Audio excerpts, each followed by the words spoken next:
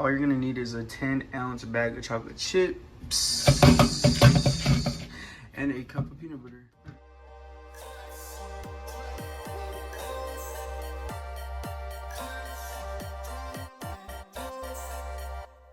What is up, my healthy peeps? Welcome back to another episode of Trash or Trend. This is the channel where we do content to improve our well-being.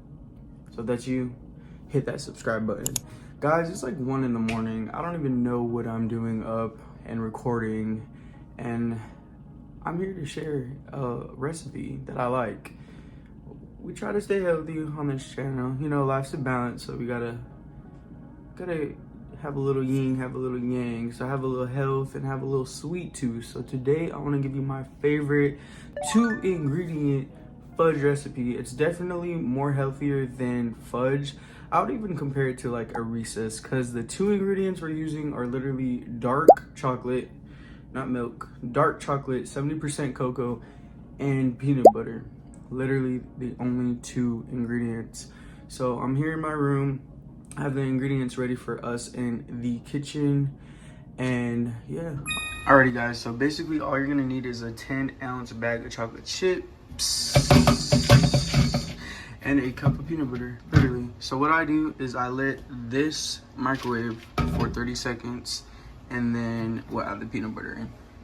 So the chocolate chips are, I just ate a little spoonful of peanut butter, sorry. They're a little melted. You add your peanut butter. Throw that bad boy in there, and then you're going to put it in for another 30 seconds. So the consistency should look something like this. There's like a little bit of unmelted chocolate chip in there, but you know what? I kind of like that. It gives it a little crunch texture. So to each their own. You can do it the way you want to do it, but you definitely want a liquidy texture, so we could throw it in there. 13 by 9, by the way. Alright, so once you got your fudge in your 13 by 9, you want to throw that bad boy in the freezer. Make sure it's in straight so you get a straight fudge, but yeah. Okay, cool. So we're done with that. Basically, damn, that peanut butter is thick. Basically, when I make mine, I like a soft fudge. Some people might like that crunch on it. If you do, leave it in the freezer for like 2 to 4 hours. But if you like a little soft fudge, that could literally be in the freezer for like 30 minutes to the hour, and then you could swap it down to the fridge. So it's up to you.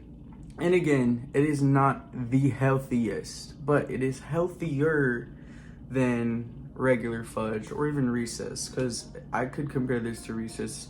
It's literally peanut butter and chocolate. So yeah, just a healthier option. I thought I'd share.